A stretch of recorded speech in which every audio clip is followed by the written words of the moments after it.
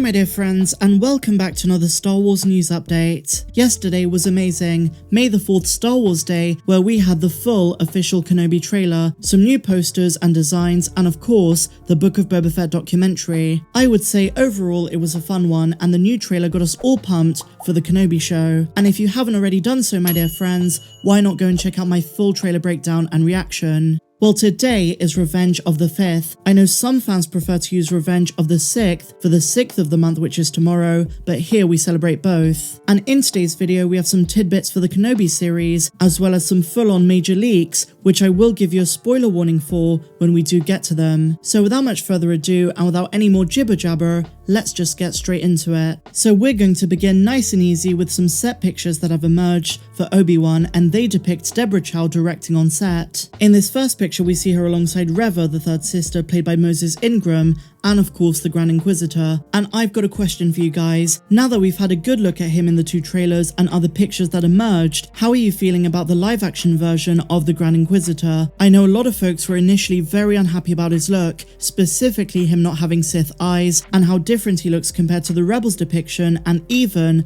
other live action Padawans. So let me know down below how you feel about it. Personally, while I do think they could have done a little bit better in some ways, I don't think it's going to be a distraction for the series itself, and I'm sure Rupert Friend is going to be amazing in the role. And speaking of which, I know on Twitter there are now some official Obi-Wan Kenobi emojis for the various characters in the show, and in the Grand Inquisitor's case, they did actually give him Sith eyes, so maybe they will add that to the series, but maybe just for the fight scenes or something like that. In either case, Lucasfilm does seem to be aware of the eyes ordeal.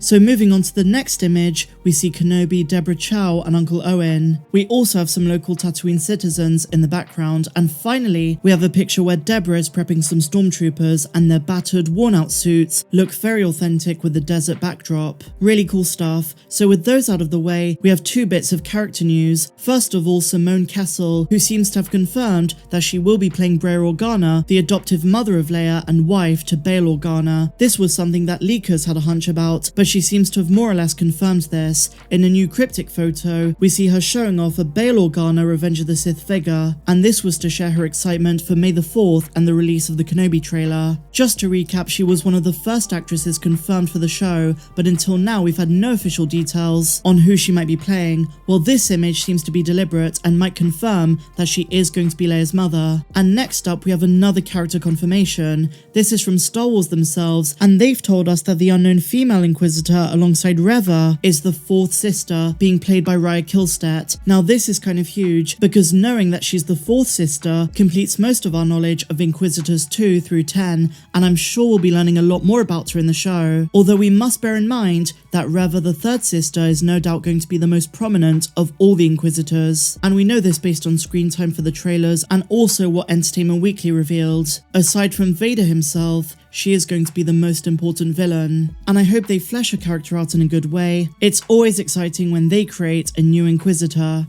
So now, my dear friends, of course, staying on the topic of Obi-Wan Kenobi, we're going to be speaking about Kumail Nanjiani. We got our first glimpse at his character in yesterday's trailer, but we still don't know who he's going to be playing. In either case, we do have some wholesome news, because he reacted to seeing himself in the trailer and his Star Wars debut. So we as the fans were not the only ones celebrating the release of the new trailer. The Eternals actor quote tweeted the trailer from the official Obi-Wan account and added a short comment that summed up how seeing himself in the Star Wars universe made him feel. This is the first time it feels real. I'm in Star Wars. And even though his appearance in the trailer was fleeting, it's an incredible feat to be part of a Star Wars project. 22 days to go, guys. All of the secrets will be unveiled, and we at last get to see the reunion of Ewan McGregor and Hayden Christensen. I would usually say this is the way, but there's no Kenobi equivalent of that saying, so we'll just say, hello there. And I know it sounds cliche, but it just doesn't feel real. It's like a dream come true. Seeing Vader being put together in the trailer yesterday just felt so surreal. And by the way, I'm going to be an absolute mess when we see Hayden again. If we're getting Clone Wars flashbacks, I won't be able to contain myself. This project means so much to so many of us.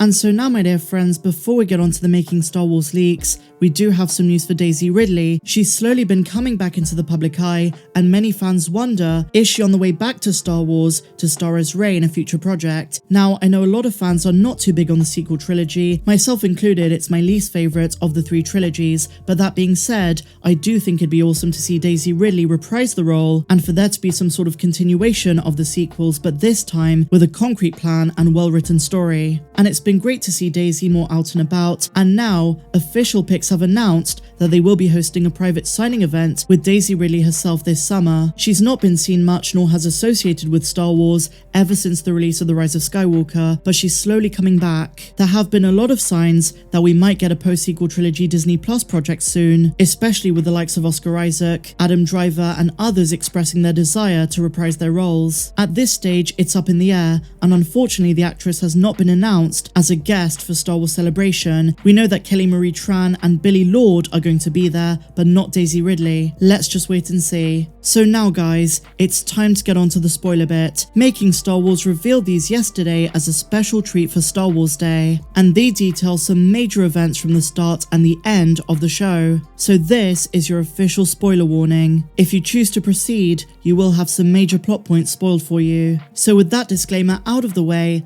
let's get into it. I want to start by saying their leaks so far have been pretty much spot on. A lot of them were confirmed in the trailer we got yesterday, and so I'm inclined to believe a lot of the ones going forward are just as accurate. So as I said, let's talk about some of the events from the start and the end of the series, and I will say they're just an outline. Some details are likely to be different, and inevitably more intricate too. So they say the show reportedly begins with flashbacks to Order 66, a reminder of the darkness that took place 10 years prior. And if you remember, there was once a leak that noted the flashbacks are going to be similar to Grogu's experience in the Book of Boba Fett, but not necessarily connected. Then it's reported that we cut to the current day where Kenobi is living out on Tatooine, and we kind of get a day in the life perspective from him. He lives in a cave, as we know, but they also note he is working a menial job for a boss who is an asshole. They say that Kenobi loves to spend a lot of his downtime with his Eopie, and I really hope her name is Rue, like in the Legends novel. So now we're going to skip forward because in the past I've covered the bulk of the middle of the show's plot leaks, so what about the ending? I'm not going to go into too much detail. If you want the full story, then go to makingstarwars.net, but what I will say